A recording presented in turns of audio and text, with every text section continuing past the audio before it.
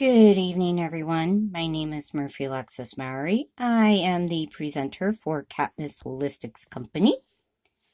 And tonight we will be presenting the Lesson Plan 5.2 Final Project. This is in conjunction with National American University, course number Master's Program 6580 International Management.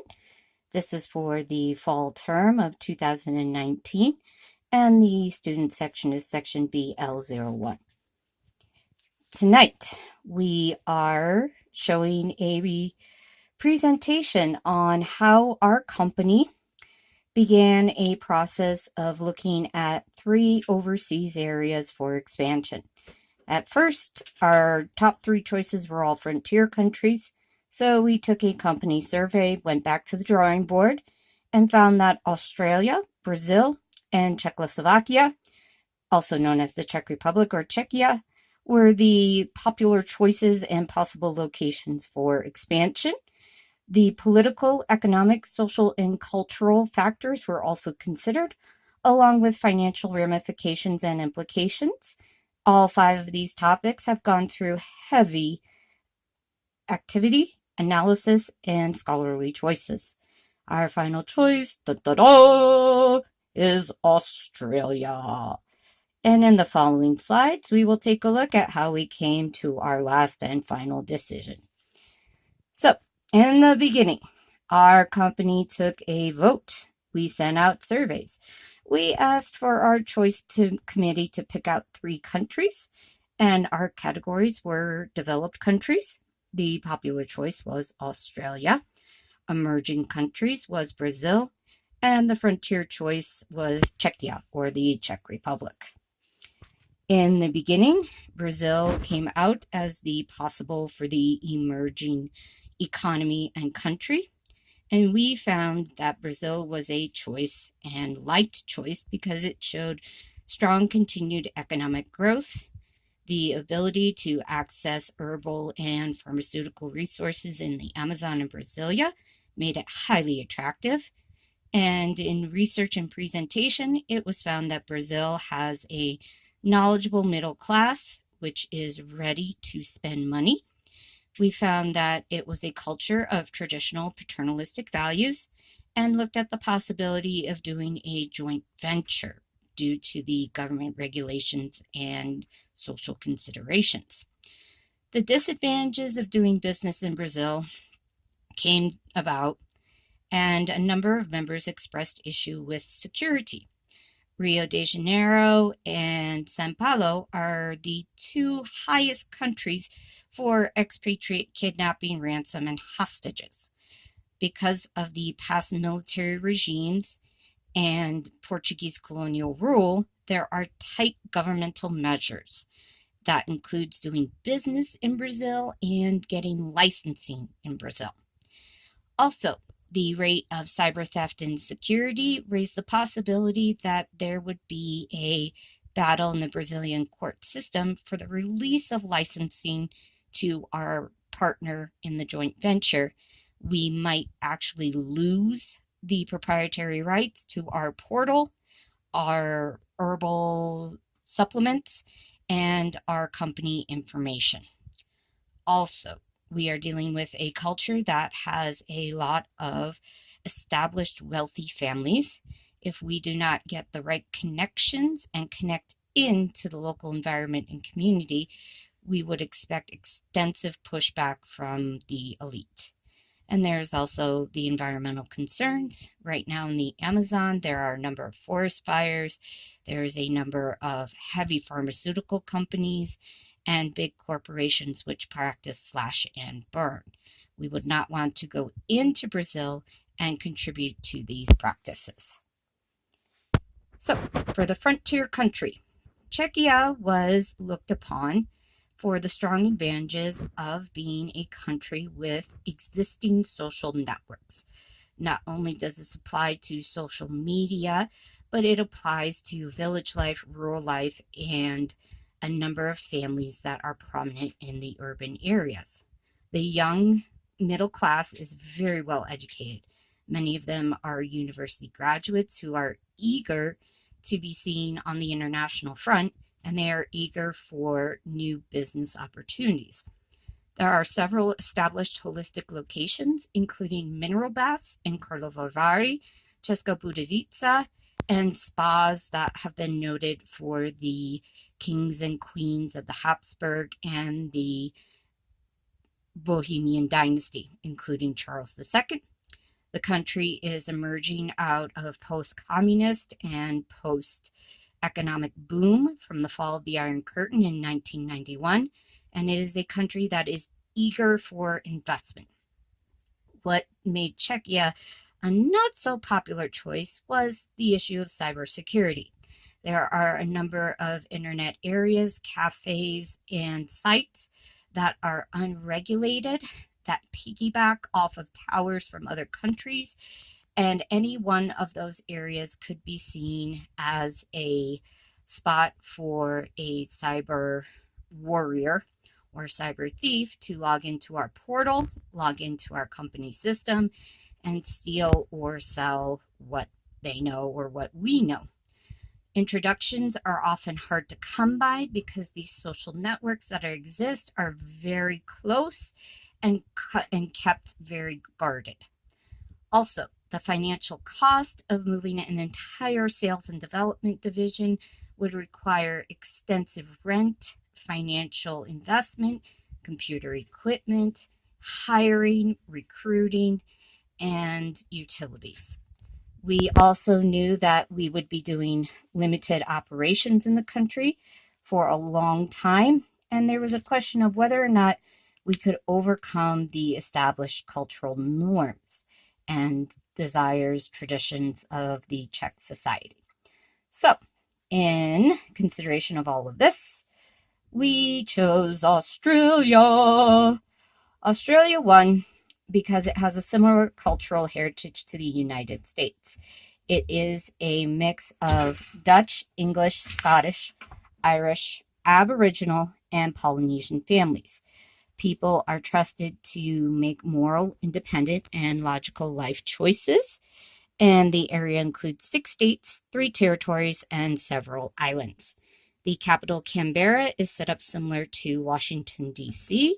It is an area that is a specifically government district that has a lot of federal offices, security areas, and it is set impartially. It is set inland, so the coastal population cannot weigh in on other topics or have sway in the government. There is equal representation. So each state or territory or island has a governor, similar to what we have in the United States. Each state or territory has a state governor, district governor. They also have a number of deputy officials. And at the local level, there is a municipal council or village board and local city council that meet to discuss major issues, balloting, voting, and they are also instructed on how to count and discuss the interests of their local area. Decisions are all made by agreement, which means that it's democratically done, ballots are counted, and majority rules. And in Australian government, there are 2 parties. There is a Conservative Party, similar to our Republican Party, and a Labour Party, which is considered similar to our Democratic Party. There are also several lobbying and specialty interest groups, similar to, say, like the NAACP or the Bureau of Land Management and Indian Affairs, women's corporate offices, the Society for the Investment of Women and women-owned businesses, similar to our lobby groups, and that does include several pharmaceutical companies. And there are also national groups to help specific ethnic members and economic qualifiers, i.e., if you have a small business, there is a small business department in Australia that will help people get money to open up a new business or provide for gaps in such things like insurance and criminal liability and other stuff. So, moving forward, in Canberra, there are 2 houses of government. There is the House of Ministers, which has the House of Parliament, or House of Parliament, similar to what our Senate is. And there is a House of Commons, which is similar to the House of Representatives. So Canberra, much like DC, maintains a distinct district police force. This is its own law enforcement entity. This is not in ties with any type of government, any type of county, or otherwise influenceable law enforcement agency. Canberra is also home to all the Central Commonwealth offices. Australia is a Commonwealth, which means it is a diverse collection of states, territories, and islands. And that is similar to how we have the United States Virgin Islands, Puerto Rico, Northern Marianas, American Samoa, and a number of interests in other islands like, let's say, Okinawa. I know that we have a presence in Cuba with Guantanamo Bay and other locations. I know in Germany, Europe, name a couple, Dubai also. So, also much like Washington, D.C., the capital district of Canberra is located inland. This means that the majority of people who do live on the coast in Australia actually do not have a substantial majority, either by vote or by interest. And recently, in 2018, Canberra played host to the ASEAN conference. ASEAN is an economic group which has over 14 different members from Asia, the Pacific, and several of the island nations. And this is to help with trade areas, to find trade barriers, to overcome local differences, and other such things. So, okay. So, in social considerations, similar to what people are looking at in the United States, the popular issues in society are dealing with gun control. Now, Australia has recently passed stricter gun control regulations and laws which limit the amount of personal use somebody can have with a weapon and or a firearm, i.e., if you are going out to hunt, you need to tell the local area, the local sheriff or law enforcement agency what you will be hunting, how long you will be out, what is your path, and you'll need to go with copies of your permit. In Australia, shooting is still popular. Australia actually does field a rifle team, a biathlon team, and an archery team.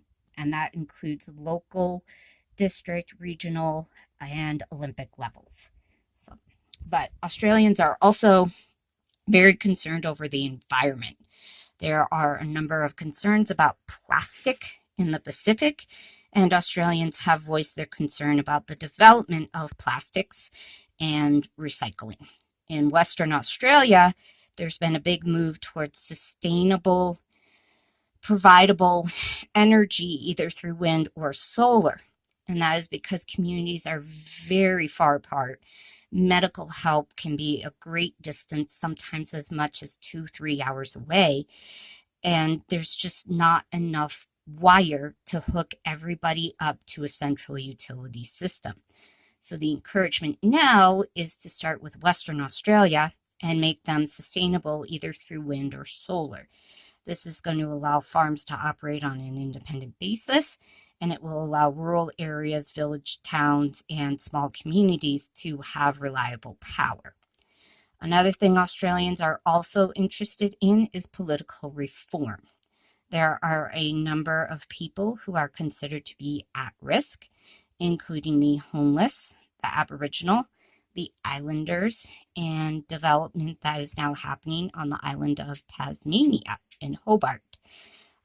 This is pretty special because people want to see votes count. They want to see ballots counted correctly. They do not want to see the wealthy overrun the system. For minority considerations, there are a number of islanders or tribes, people who have connections to the native areas out in Western Australia, Alice Springs and Darwin. And The movie Rabbit Proof Fence really highlighted the difficulty that the Aboriginal people have had in gaining recognition. And the government is now taking steps to consider social reparations and payments to those whose families have been affected by the mistreatment. Australians are also interested in prison reform. The province of New South Wales was actually established as a penal colony by the English government in the 18th century. And there are a number of groups, including the Innocence Project and Amnesty International, which want to see the government treat people in a humane, ethical, and recognizable fashion. They don't want prisoners to be treated as prisoners. They don't want to end up on Locked Up Abroad with National Geographic anymore. There's also a concern for animal rights. In Australia, there is a number of greyhound tracks, and greyhound racing is a very popular revenue generator along with a social pastime. So greyhounds are considered to be very special by Australians, and there's a number of international agencies in Australia which have adopted greyhounds into Tasmania, to New Zealand, to Indonesia, and Japan. And these ex-racers go to these homes after their home check passes out. They do have families go through extensive background checks, fill out an application, and pay fees. And once the dogs are ready and the family is considered appropriate, and they have gone through the correct process, they are awarded a greyhound to accept as a family member. And this has proven to be a great program with great success. So, other considerations in the Australian culture are going out. Australians do love to go out. There are a number of restaurants, bars, bistros, specialty places identifying Polynesian cuisine, Indonesian, Filipino, Australian barbecue. Public transportation is a big thing in places like Sydney and Melbourne, where the population is very big. Population might be considered a majority to be urban, and therefore people don't always have enough money to own a car, pay for a car, rent a car, or carry insurance. So public transportation is very key. People like getting around, going to places. Water sports. 9 out of 10 major cities in Australia are located on the coast or on or near water. So there are a number of communities, i.e. the Gold Coast of Australia, which are meccas for windsurfing, regular board surfing, and just out and out water sports. These areas are similar to, let's say, Hawaii's North Shore, or let's say just south of San Francisco, Big Sur, and they thrive on the industry that the competitive sports world and professional world meet. Outdoor recreation is enjoyed widely throughout Australia.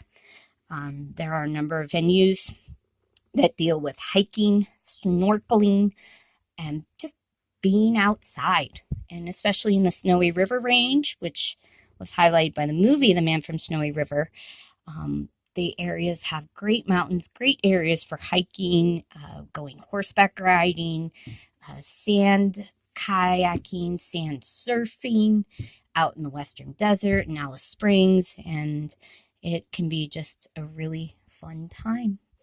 So another thing that is considered is that there is a high standard of living in Australia. This means that if we do a balance sheet and we do housing allowances or disbursements, that people will have a standard of living similar to what they have now. There will be basic utilities to cover electricity, food, shelter, access to grocery stores, transportation, car rentals, things like that. And another thing is great about Australia is that there are a number of local markets. There are farmers markets that are held in all of the major cities,